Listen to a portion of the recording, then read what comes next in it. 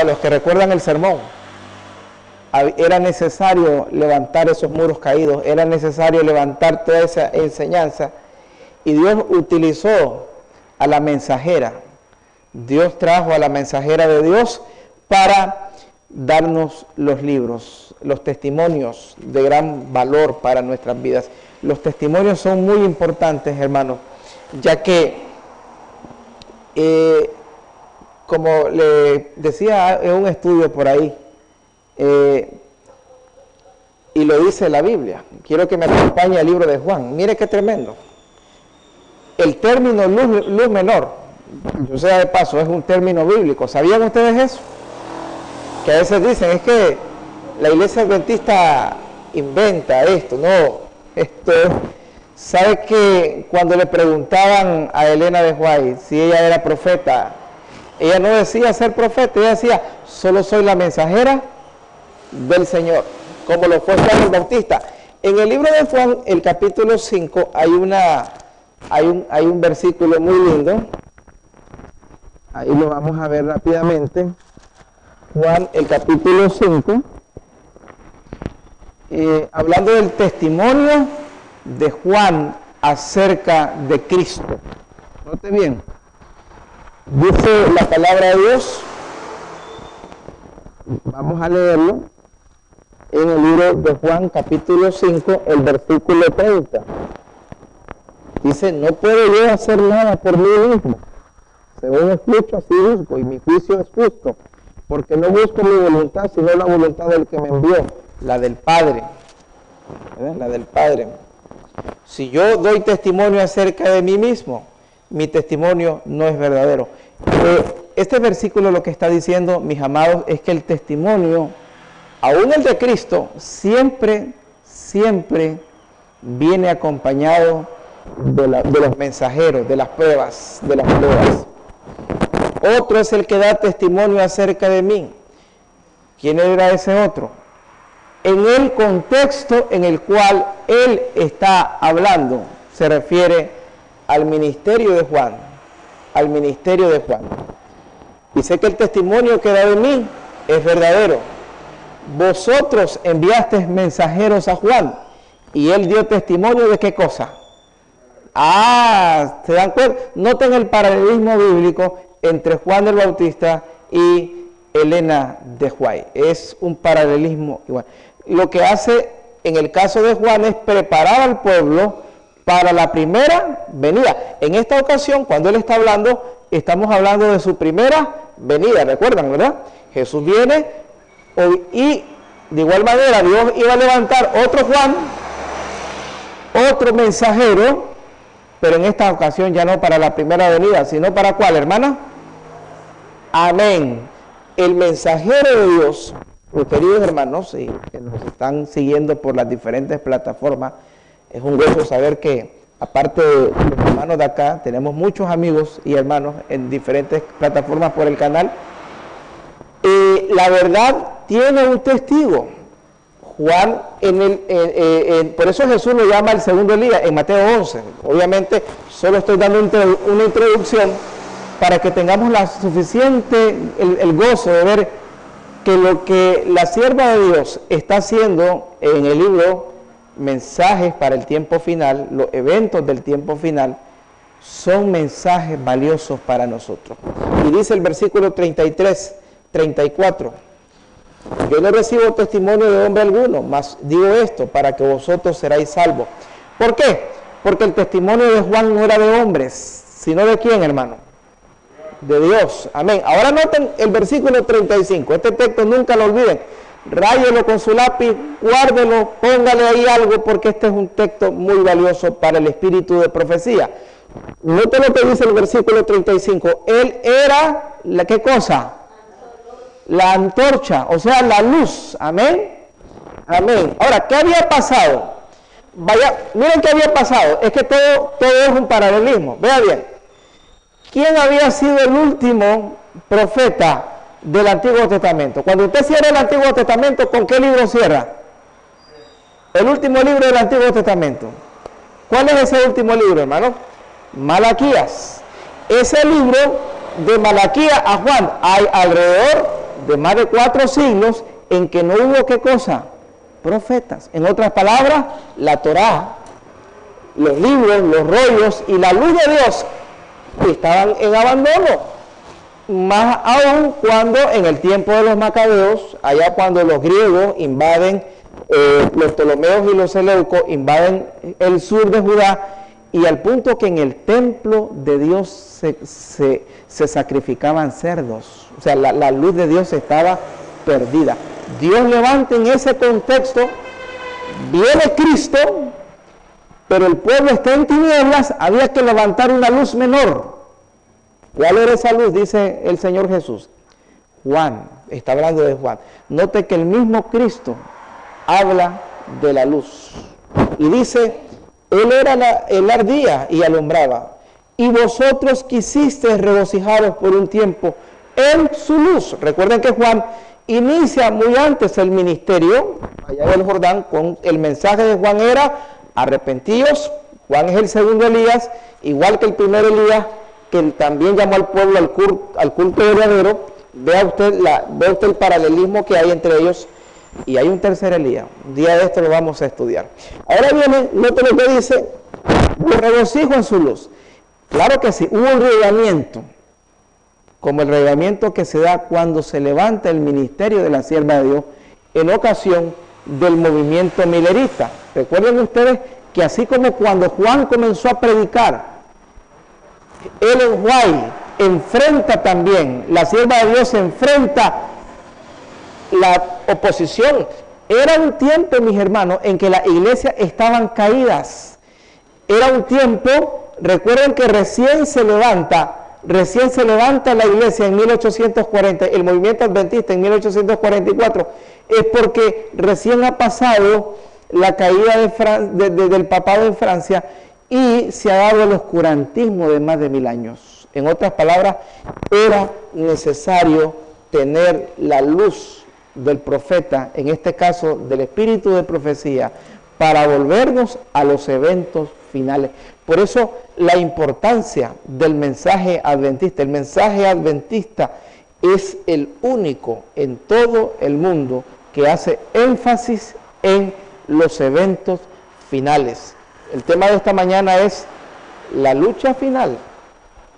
Todos estos eventos vienen concatenados. Por ejemplo, cuando usted lee Primeros Escritos, es uno de los libros que yo leí en mi experiencia en el Espíritu de Profecía. Primeros Escritos es, como bien lo dice el nombre, Primeros Escritos, no tiene la pluma. Por ejemplo, cuando usted ya lee, por ejemplo, El Deseo de toda la gente. El Deseo de toda la gente se escribe después del Congreso de Minneapolis, del 88. Ya en El Deseo de toda la gente usted encuentra en Elena de White un estilo más rico en literatura. Encuentra que el libro tiene una pincelada mucho mejor. Dicho de paso, se considera, y este es un dato para todos, hermanos, que El Deseado de toda la gente, fuera de los evangelios, de los 4 evangelios, es la mejor biografía de Jesucristo. No se ha escrito más. Y hay muchos libros de Cristo, pero el mejor libro que habla de Jesucristo, después de los 4 evangelios, es El Deseo de toda la gente, que está incluso en la biblioteca de la Casa Blanca. Ahí está El Deseado de toda la gente, y también en las bibliotecas del Vaticano, para que el día del juicio no digan de que la luz no estuvo disponible. Amén.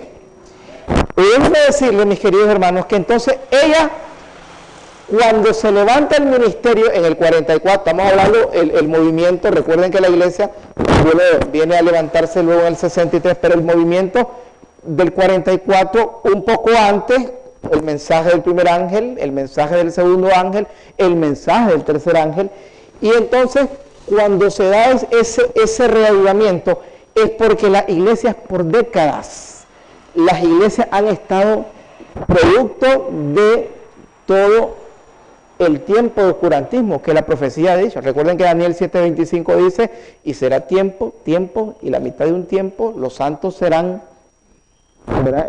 Todo ese tiempo del 538 hasta la caída de Francia, había necesidad de volver al pueblo a la luz. Y por eso Jesús dice aquí que vino la antorcha. En el tiempo de Cristo había necesidad de volver a la Escritura, porque por eso dice él, no penséis que he venido a abolir la ley, pero cuando habla de la ley, algunas personas interpretan que está hablando de los 10 mandamientos, está hablando de la Torá, está hablando de la Torá completa. A veces escucho en algunos púlpitos de que Dios abolió parte de la Torá. Déjeme explicarte, hermano, que la Torá sigue vigente. Toda, porque él dice, ni una jota, ni una tilde. Y cuando Jesús está hablando en Mateo 5:17, está hablando de la Tanakh. La Tanakh era Torá, Nevijín, Nevijín significa profeta, y Ketuvim, que significan los libros poéticos. Lo que está diciendo Jesús en Mateo 5:17 es, señores, el Antiguo Testamento es válido hasta que pase el cielo y la tierra. Ojo, no solo bien, todo. Por eso, Isaías 8:20, como lo dice, a la ley, la Torá y el testimonio, los 10 mandamientos. Cuando los salmistas, los escritores bíblicos se referían al testimonio, estaban hablando de los 10 mandamientos. Entonces, en el versículo 36, para cerrar esta introducción, viene Jesús y dice, él era la antorcha que alumbraba o regocijaba en su luz. 36, mas yo tengo mayor que cosa, testimonio. Obviamente, el papel del profeta es llevar al pueblo a la luz mayor. La sierva de Dios, los libros te conducen a la Santa Biblia, no suplantan la Biblia, sino que te llevan a la luz mayor que es Cristo Jesús. Amén. Es importante esto porque muchas veces, sin ninguna razón, se ha atacado el ministerio de la sierva de Dios y se nos ha atacado a nosotros. Pero las cosas como son, y Jesús las pone claro aquí. La luz menor te lleva a la luz mayor. Amén.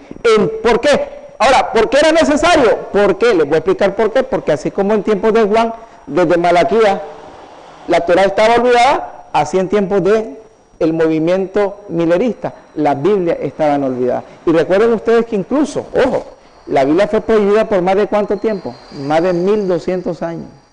Solo la leían la gente del clero. El mundo estaba en tinieblas y era necesario eso. Y entonces dice el 36, porque las obras que el Padre me dio para que las cumpliese, las mismas obras las hago. Dan testimonio de mí que el testimonio que he enviado. Muy bien. Okay, ahora, en esta semana vamos a hablar de ese gran conflicto que ella ve usada por el Espíritu Santo, hablando acerca de lo que estaba sucediendo. Noten, yo quiero que nosotros tengamos un cuadro muy claro de los eventos finales. Los primeros eventos comienzan a nivel de iglesia. Cuando hablamos a nivel de iglesia, uno de los grandes eventos que se da es el zarandeo.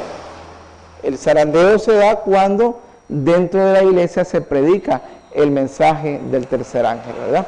Recuerden ustedes que previo a dar el mensaje final, previo a anunciar al mundo el mensaje final, hay una limpieza a nivel de la iglesia.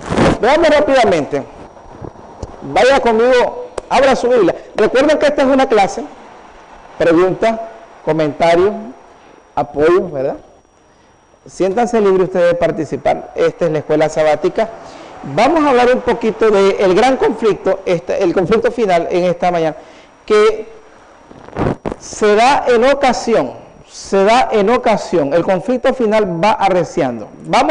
Vaya conmigo al libro de Apocalipsis 18. En Apocalipsis 18 nosotros encontramos el mensaje de lo que se llama el cuarto ángel. ¿Por qué se le llama cuarto? Porque en Apocalipsis 14, ¿cuántos hay? 3. Recuerden ustedes, en Apocalipsis 14 se ha dado el mensaje del primero, segundo y tercer ángel. En eso se da ese triple mensaje al mundo. El primer mensaje es la hora del juicio, ha llegado. El segundo mensaje es salir de ella, pueblo mío, ¿verdad? Y el mensaje final es, cuando se da el mensaje final, es si alguno adora a la bestia y la imagen. Noten por qué los tres mensajes, yo quiero que entiendan un poquito, antes de leer Apocalipsis 18:1, por qué los tres mensajes están concatenados. Porque el primer mensaje es la hora del juicio, ¿qué cosa? ¿Cuándo fue eso? 1844 para acá. Cuando Jesús, de acuerdo a Daniel 8:14, nuestro Señor Jesucristo pasó del lugar santo al lugar santísimo, en calidad siempre de intercesor, amén, porque tenemos un intercesor. Primera de Juan dice que si alguno hubiere pecado, ¿qué tenemos con el Padre? Abogado. Ese papel de abogado, de intercesor, Él lo sigue haciendo, pero ojo, el mensaje del primer ángel dice que también el juicio inició, note bien, el juicio inició en 1844. Luego, el mensaje del segundo ángel es la caída de Babilonia. ¿Qué es lo que está haciendo Dios con la caída de Babilonia? Está haciendo un llamado a salir del error. Y eso es lo que vamos a ver en esta parte. Eso provoca, el gran conflicto es provocado por el segundo mensaje, que es a salir de Babilonia. Vamos, por favor, al libro de Apocalipsis 18. Ubíquese conmigo el Apocalipsis, el capítulo 18. Note lo que dice la palabra de nuestro Dios. Apocalipsis, el capítulo 18, el verso 1.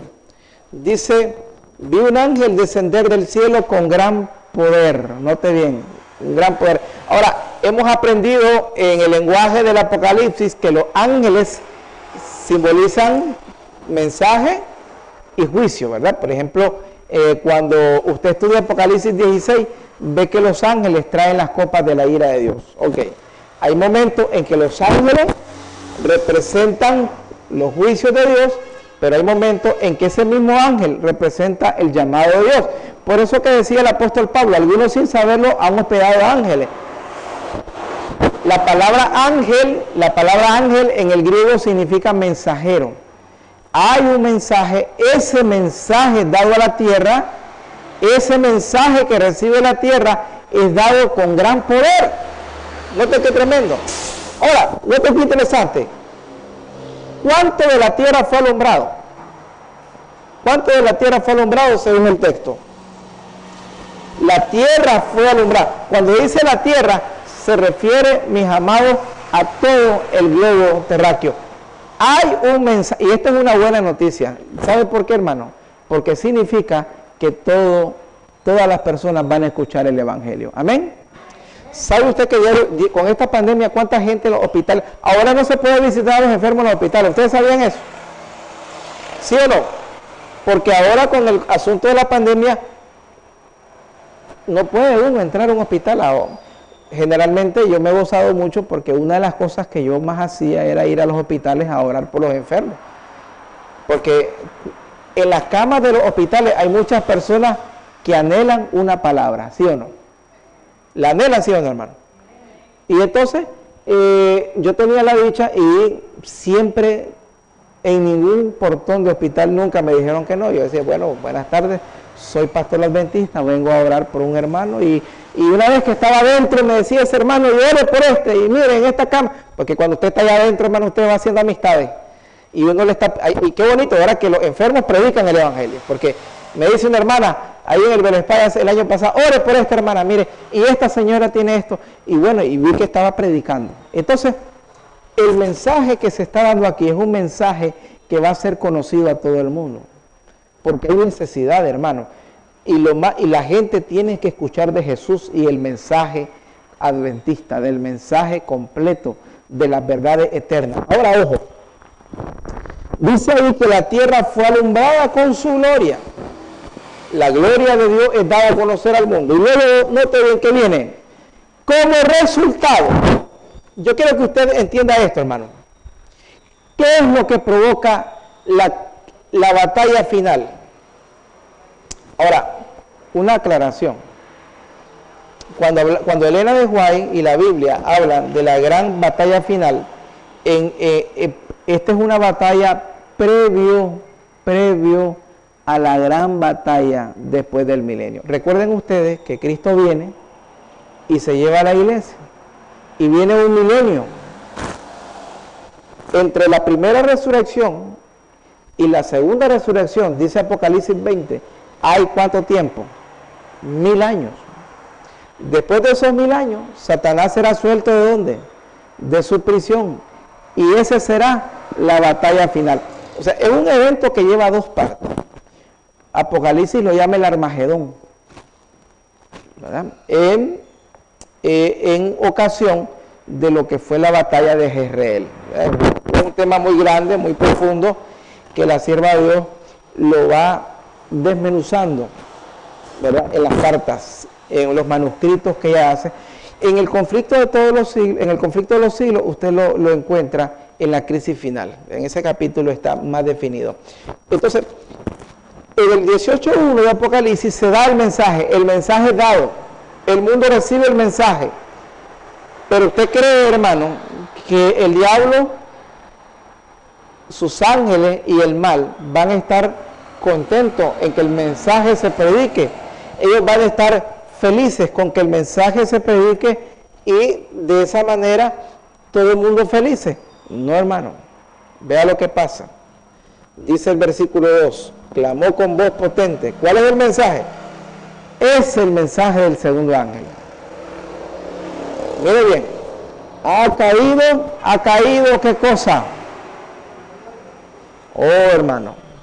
Y cuando se refiere a Babilonia, yo quiero que comprendamos, está refiriéndose al sistema impuesto por el papado, pero que comparte con muchas iglesias, cuyas dos doctrinas fundamentales son la adoración del domingo y la inmortalidad del alma. Esas son los dos grandes pilares de Babilonia, que abarcan incluso a las religiones del África, a las religiones de China, de la India. Usted sabe, por ejemplo, que hay lugares donde el cristianismo no ha penetrado. Por ejemplo, en la India adoran mucho el krishnaísmo. Ellos tienen mucha idolatría y todos viven dos cosas: adoran al sol y creen que los muertos no mueren. Por ejemplo, el krishnaísmo, la doctrina de Krishna, uno de los mayores dioses de esa zona, entre muchos, porque son idolatría tras idolatría, es que el hombre se reencarna. Ellos creen en la reencarnación, creen en el karma, creen en una serie de cosas que tienen en común esto. Por eso cuando el mensaje se da a todo el mundo, Babilonia queda al descubierto. Se descubren dos cosas. Número uno, que el sábado es el día de Dios. Se descubre la verdad del santuario, de que tenemos un Salvador. Porque esta verdad del santuario ha sido atacada desde la Edad Media. Cuando le dicen a usted que usted tiene que orar a un santo y no a Cristo, están desbaratando el santuario. Por eso Daniel dice, cuando Daniel 9, 10 y 11 habla de la lucha del santuario, dice hablando del papado, dice Daniel, echará por tierra la verdad del santuario. ¿Qué es lo que echará por tierra la verdad del santuario? Está refiriéndose, mis queridos hermanos, a suplantar a Cristo. ¿Quién es el personaje central del santuario? Nuestro Señor Jesucristo. Él es sacerdote, Él es abogado, Él es juez, Él es intercesor. Entonces cuando yo vengo y le digo a usted, no, órele a María, órele a José, órele al otro, yo estoy tirando por tierra el mensaje del santuario. Entonces cuando se da el mensaje de Apocalipsis 18, se está dando el mensaje final, se está explicando al mundo de que hay un día verdadero, que es el sábado de Dios, se está explicando al mundo acerca de las doctrinas verdaderas de la Biblia. Entonces Babilonia comienza a derrumbarse, porque mucha gente, y gloria a Dios por esto, mucha gente va a responder al llamado de Dios. Mucha gente va a responder a la invitación de Dios. Dice el 3, el 2, ella se ha hecho habitación de demonios, tantas enseñanzas malignas, guarida de todo espíritu inmundo, albergue de toda ave inmunda y aborrecible. En otras palabras, Babilonia ha predicado una serie de errores tras errores tras errores. Versículo 3. Las naciones todas, ¿qué ha pasado con estos engaños? Porque todas las naciones han bebido del vino del furor de su fornicación. Los reyes de la tierra han fornicado con ella.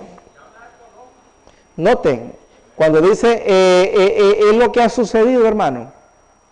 El mensaje de la mentira. Ahora, ¿desde cuándo viene predicándose la inmortalidad del alma? Desde el mismo Edén. ¿Quién fue el primero que dijo que la gente no muere, sino que siguen vivos después de muertos? El diablo. Acuérdense lo que le dijo el diablo a Eva. ¿Recuerdan ese primer diálogo? Cuando le dice a la mujer, no, si nosotros comemos del árbol vamos a morir. ¿Qué le dijo el diablo? No moriréis. O sea, en otras palabras, comer, pecar, vas a seguir viviendo. Es lo que se ha predicado. Babilonia ha predicado por todos los tiempos. Le ha dicho al mundo, ustedes pueden beber, ustedes pueden comer, fornicar, adulterar. Ahora los movimientos, ahora están muchos los movimientos de libertinaje sexual y ustedes van a ser eternos. Esa mentira del Edén, note bien, la mentira del Edén a través de todos los tiempos. Por eso es que dice el versículo 3, se ha hecho albergue de toda ave inmunda. En otras palabras, las doctrinas de Babilonia, las doctrinas que ha traído desde sus inicios. Inmortalidad del alma, el falso día de reposo. Luego hay una serie más de engaños, hermano. Hay una serie de más engaños. Pero esos son los dos ejes fundamentales. Inmortalidad del alma y la falsificación del domingo. Ahora, se da entonces el mensaje de Apocalipsis 18. Se predica la verdad.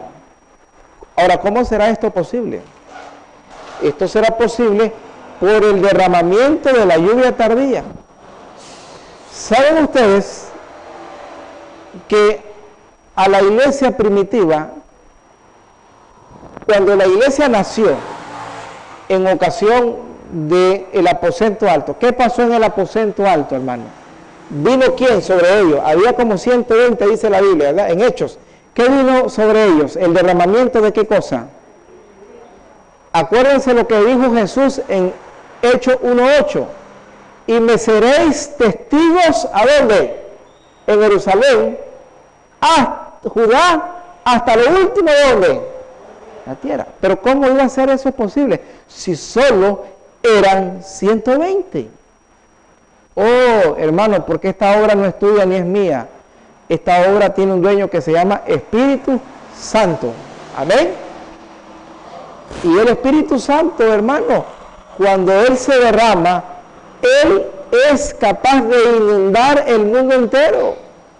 Es lo que sucedió en ocasión del derramamiento de la lluvia temprana. Por eso que se le llama lluvia temprana. No pierdan Apocalipsis 18 porque ahí está nuestro estudio de esta mañana.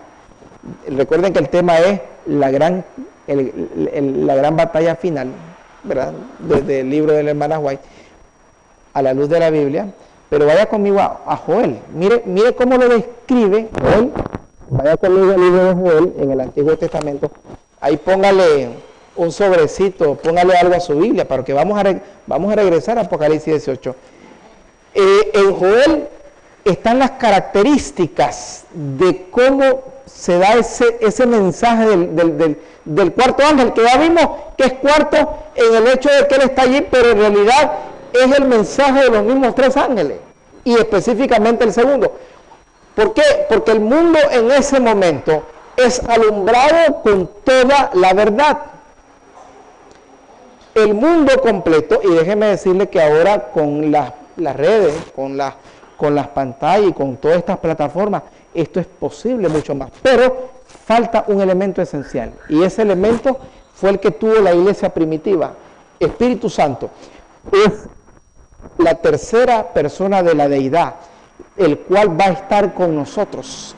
Y déjenme decirle, usted esta mañana se levantó, se bañó, ¿verdad? Comió su desayuno y vino a la iglesia.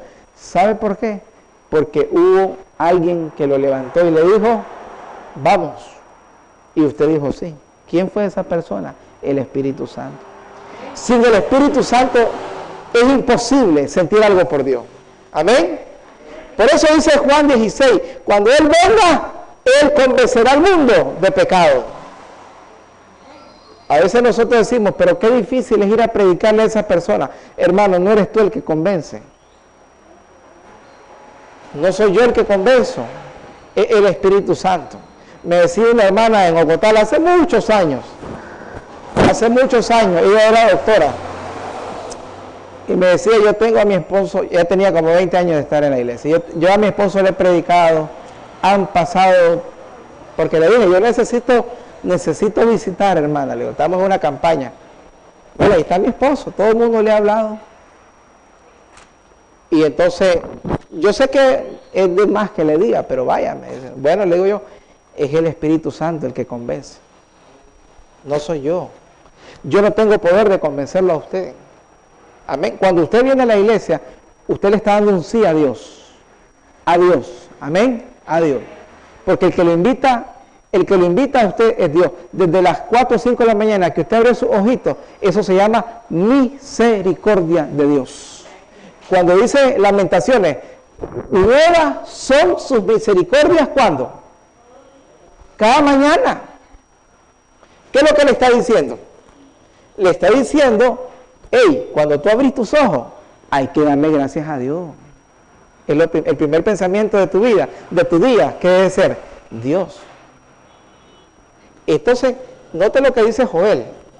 En Joel 2, es lo que la sierva de Dios está diciendo en esta lección. La lucha final se da en ocasión.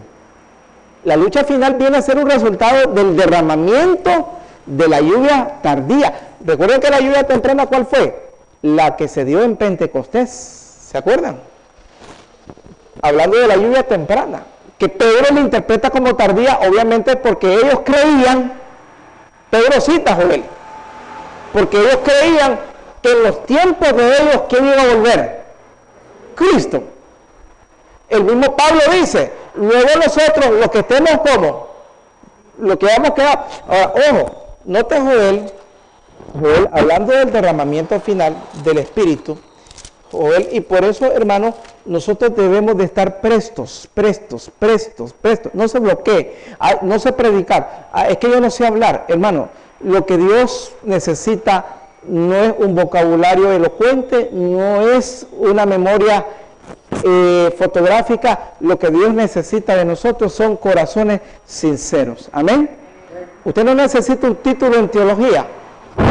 Usted me pregunta a mí, yo tengo mucho, pero no es eso lo que Dios ocupa. Lo que Dios necesita es un corazón dispuesto. Amén.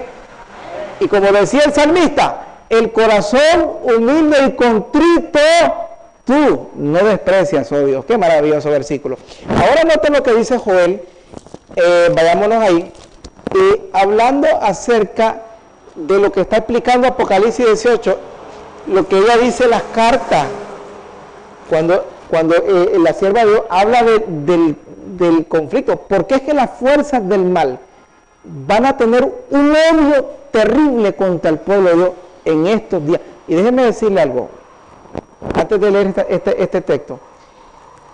Los eventos finales, hermanos, que estamos estudiando en este trimestre, zarandeo, edictos dominicales, persecución, crisis final, sellamiento, son eventos de día, no han de creído, porque a veces la gente dice, no, de aquí que venga el edicto, no, de aquí que pase, hermano, eso puede pasar cuanto nomás. Por eso Jesús dijo, el día y la hora, ¿qué cosa? Velar y orar. Son eventos rápidos, hermano. Son eventos rápidos. Note que cuando el ángel dice en Apocalipsis 17, hablando de Babilonia, ¿sabe qué dice? En una hora han venido tu juicio. O sea, oh, hermano querido que nos estás viendo en el canal y en la plataforma, hoy es el día de la salvación. Si de algo sirve estos medios, hermano, es para llevar el mensaje adventista y decirle al ser humano, es tiempo de buscar a Dios. Hermano querido, no podemos, los planes de este nuevo año, ya, mire, que hace poco estábamos cerrando el año, ¿sí o no? Mire, ya vamos a mayo. ¿Cuál es tu prioridad los sábados? Y siempre debe ser Dios. Dios, hermano, tu familia, todos, hay que traer a todos a pie. Ahora no te lo dice Joel, el capítulo 2 y en el versículo, ubíquese en el capítulo 2 y en el versículo 28. Noten, este texto lo cita Pedro, hablando de la lluvia temprana. Noten. Y después de esto, ¿qué? Ojo, hermano, las condiciones del derramamiento. Aquí, esto es importante. Oh, después de esto, ¿qué? Versículo 1. Después que la gente ha tocado trompeta. Tocar trompeta en Sión. Amén. Pregunto, hermano. Es que en la Biblia ningún texto está de adorno. ¿Sabría usted? ¿Qué significa tocar trompeta en Sión? Esta es escuela sabática. Necesito el apoyo de ustedes. Esto no es sermón, quiero que participen. ¿Qué significa tocar trompeta en Sión?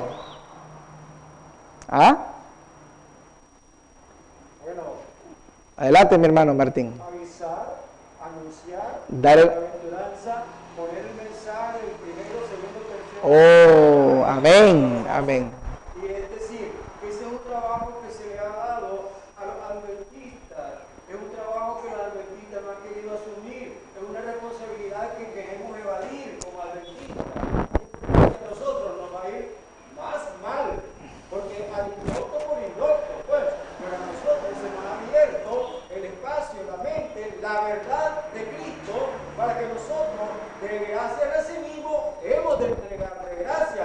Sin embargo, nosotros, que es lo que menos hacemos, ¿verdad? Entonces, en ese sentido, pues el adventista necesita tomar su responsabilidad que viene de Dios.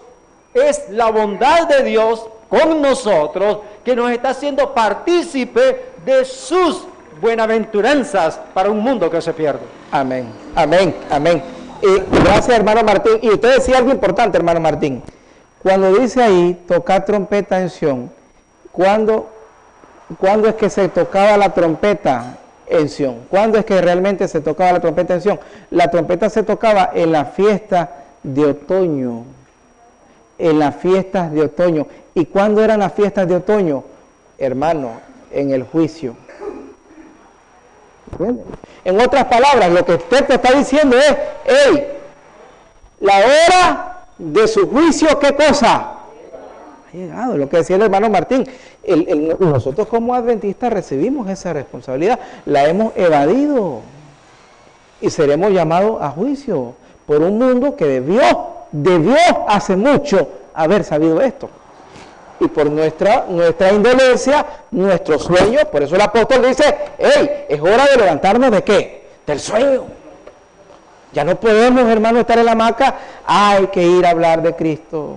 Dejemos el confort. Entonces, cuando se da el anuncio, dice Joel, cuando la trompeta suena, diciendo el juicio llegado desde 1844, hay un santuario en el cual está el Santísimo. Cuando se da eso, es más, no solamente se anuncia el juicio, note lo que dice, porque viene el día de Jehová. O sea, es decir, estamos en juicio y la venida de Cristo es inminente. Cuando se da eso, entonces se cumple el 28. Note lo que dice el 28. Después de esto derramaré mi espíritu sobre toda carne. Profetizarán vuestros hijos, vuestras hijas, vuestros ancianos soñarán sueños, vuestros jóvenes verán visiones. Sobre siervos y siervas derramaré mi espíritu en aquellos días. Está hablando, hermano, de la lluvia tardía. En el caso de la iglesia primitiva, fue la lluvia temprana. Volvamos a Apocalipsis 18, por favor. Volvamos a Apocalipsis 18. Entonces, como resultado de este mensaje de poder, de la predicación, de sonar la trompeta, de hablar del juicio, Babilonia se siente atacada. Obviamente, hermano, porque muchos hijos de Dios van a dejar el error. Y aclaración, nadie se salva en el error. Lo que estamos explicando es que ellos salen del error. Porque a veces nosotros decimos, no importa lo que vos creas. No es así. Claro que importa.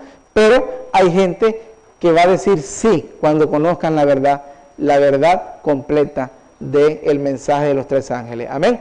Entonces, pero ojo, benditos son los pies de los que anuncian la paz. O sea, este mensaje tiene pies, tiene manos, que somos nosotros. No podemos, dijo Jesús, ¿quién agarra la lámpara y la mete debajo de un almud? Así dice Jesús. En otras palabras, tenés conocimiento, pero no lo guardes, hermano. Hay que compartirlo. Es lo que dice el texto. Ahora, como resultado, el triple mensaje, por eso que hermana White dice, ¿qué es lo que provocó el zarandeo de la iglesia? El testimonio directo del tercer ángel. Cuando aún este mensaje va a levantar al mundo y a la misma iglesia, porque los dormidos, el tamo y el trigo serán solo que es el trigo, hermano. Ahora nota lo que dice, versículo 3, versículo 4. Oí una voz del cielo que decía, salid de ella, ¿qué cosa? Pueblo mío, para que no seáis participantes de sus pecados, ni recibáis parte de su plaga. ¿Qué es lo que está sucediendo aquí? El mensaje de los tres ángeles está vaciando Babilonia. Y este va a ser un momento maravilloso, hermano, y usted lo va a ver. Sea parte de este movimiento. Sea parte de este grupo de hermanos que van a dar con todo el poder del Espíritu Santo el mensaje a todos los hermanos que están en Babilonia. Note lo que dice Jesús en Juan 10. Vaya conmigo a Juan 10. Jesús lo tenía claro.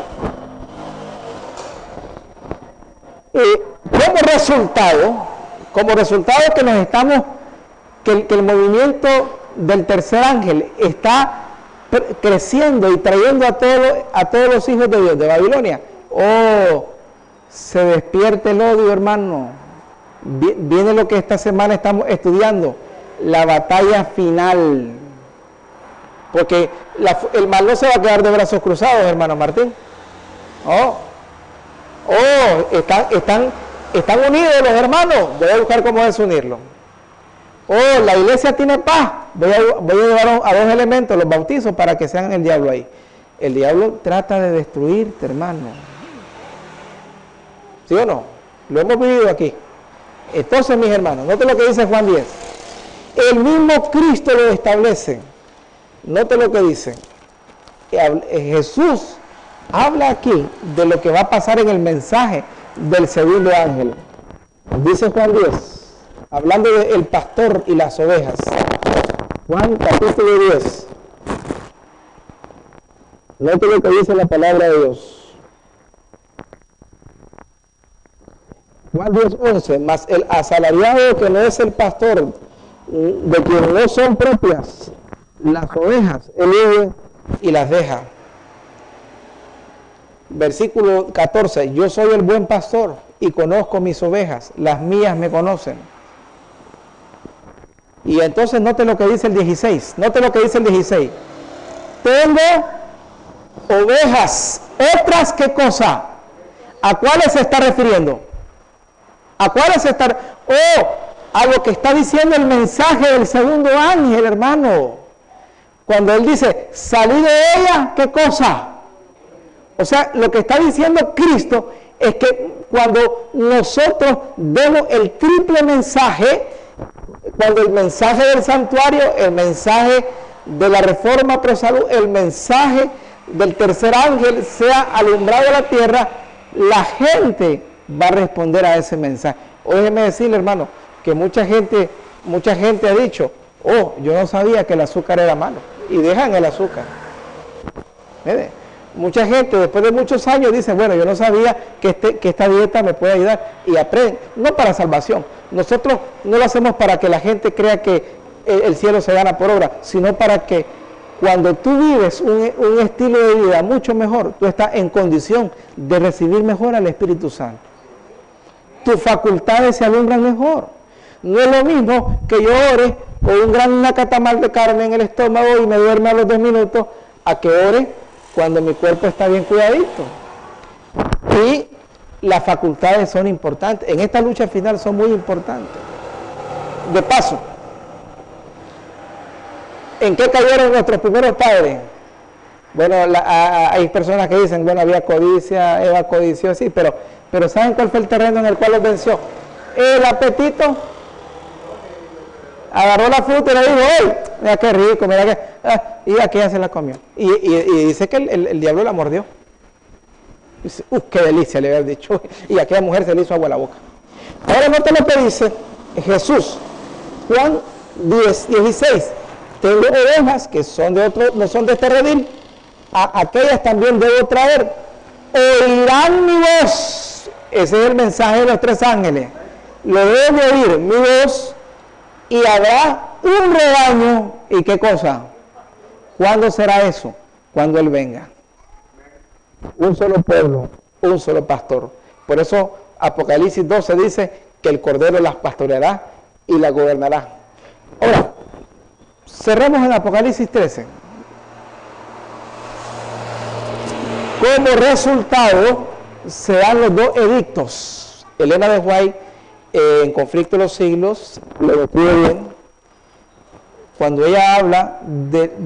Es interesante cómo lo dice la sierva de Dios en la página 600. Yo le recomiendo el capítulo de la ruina nacional. Así se llama uno de los capítulos de Conflicto de los Siglos. Muy bueno. Y dice ella, cuando se den el decreto de la ley dominical, vendrá la ruina nacional. Si usted dice, oh, mira que el mundo está... Ahora nosotros decimos, la pandemia tiene ruina al mundo. Esto no es nada. Prepárese. Ahora, note lo que dice Apocalipsis 14. Note lo que dice Apocalipsis 14. 13, el capítulo 13. Note bien, en esta lucha final hay 2 edictos. Un edicto económico y un edicto de muerte. Primero, no lo socan económicamente. Bueno, porque usted, bueno, ¿quién vive sin trabajo, hermano Martín? Y así le dicen a usted que usted no puede comprar ni vender, ¿qué dice usted? Si con estas leyes que hacen y que les multan a los gobiernos y los bloqueos.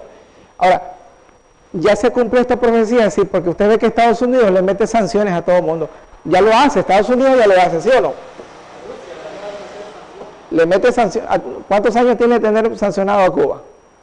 Porque la gente dice, no, esto es imposible, y ya lo hace. Estados Unidos tiene décadas de estar poniendo al que puede comprar y vender. Ahora, sus ojos, mi hermano, esta profecía tiene rato ya de estar. Que todavía no lo ha hecho con fines religiosos. Porque el papado tiene que amarrarse. Eso es cuestión de meses. Eso ya está negociado hace rato. A veces nosotros somos muy inocentes con las cosas que están pasando en el mundo, pero debemos de darnos cuenta que eso es un hecho. Nota lo que dice, y la Biblia lo dice. Apocalipsis 13 dice, vaya al versículo 11. Vi una bestia que subía de la tierra. La primera bestia viene del mar, esta viene de la tierra. USA. Y entonces dice, note lo que dice, ejerce la autoridad de la primera bestia. Y ahora note lo que dice, hace grandes señales. El protestantismo apóstata va a meterse ahí. El mundo protestante por décadas ha adorado el domingo y enseña la inmortalidad del alma. Cierro aquí. Versículo 14. Manda a hacer una imagen y que los moradores de la tierra hagan una imagen a la bestia. Note bien. Versículo 16, 17. Y que ninguno pudiese comprar ni qué cosa. Ok. una de las armas del diablo, la primera, el primer edicto es económico. Ninguno puede comprar ni qué cosa. Nosotros va a llegar un tiempo, hermano, que vamos a depender, oiga como se lo voy a decir, vamos a depender 100% de Dios. ¿Usted cree que Elías tenía siembros en la cueva? ¿Usted cree que Elías tenía una huerta en la cueva? Pero había un cuervo que Dios le alimentó. Nos preparamos para eso, amén. Amén. Ok, ese es el primer edicto. Ninguno puede comprar ni qué. Pero como aún así hay fieles, viene el diablo y soca más la cuerda. Entonces dice, este remanente está duro, hay que matarlo. Y ese es el segundo edicto, versículo 15. En el 15 está el segundo edicto, ahí cierro. Y se le dijo a la bestia, se le hizo matar a todo el que no la adorase. Se le hizo matar. El segundo edicto es muerte. Mis queridos hermanos, ha sido maravillosa esta lección. Un libro maravilloso, lo recomiendo. Está a disposición en las plataformas el libro para que lo sigamos disfrutando. Tiempo nos faltó. Vamos a orar para cerrar esta mañana. Amado Padre, gracias te damos. Tu profecía se cumple cabalmente. Bendícenos con tu Espíritu Santo. Prepáranos para este momento. Señor, quita todo ídolo de nuestras vidas y que estemos listos para el derramamiento final. Gracias por esta lección. En el nombre de Jesús. Amén.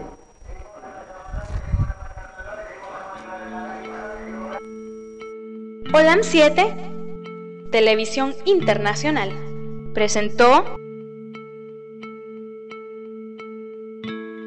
su mensaje El pregón del tercer ángel, llevando el mensaje de la verdad presente a la luz de las Sagradas Escrituras y los testimonios del espíritu de profecía a toda nación, tribu, lengua y pueblo, con temas de importancia para el crecimiento espiritual, guiando y preparando al pueblo de Dios para la venida de nuestro Señor Jesucristo. Olam 7 Internacional, sanando, educando y reconciliando.